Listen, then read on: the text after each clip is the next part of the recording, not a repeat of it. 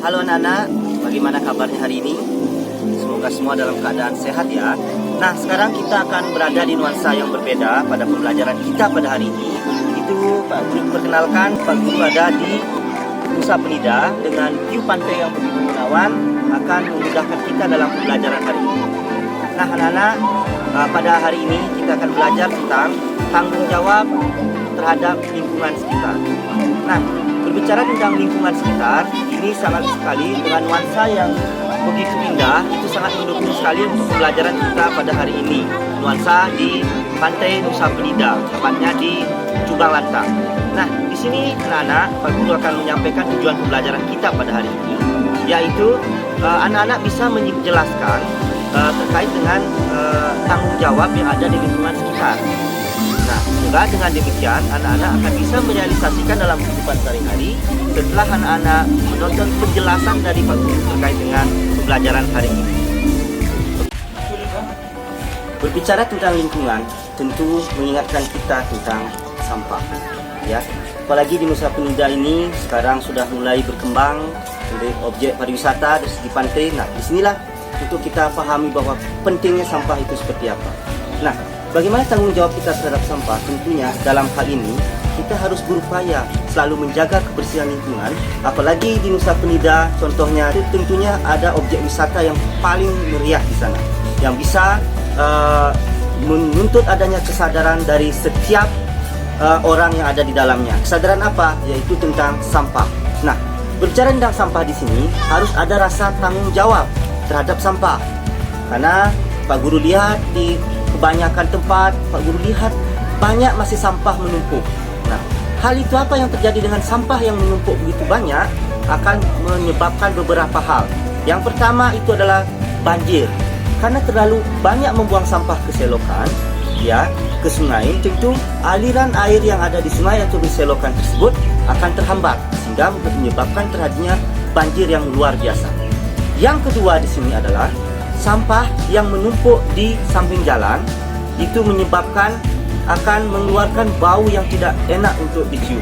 Ini juga akan berpengaruh, apalagi kalau daerah-daerah yang kita tempati adalah daerah wisata. Tentu di sana tamu-tamu mancanegara akan melihat sejauh mana kebersihan dari warga negara kita Indonesia. Nah, itu yang merupakan hal yang harus kita pentingkan tentang sampah, yang harus kita pahami, kita teladani, dan kita lakukan. Karena itu adalah satu momen dalam kehidupan kita untuk selalu menjaga kebersihan. Nah, anak-anak, itu yang menjadi pertanyaan besar bagi kita semua. Bagaimana caranya menjaga kebersihan lingkungan agar lingkungan kita selalu asri dan bersih?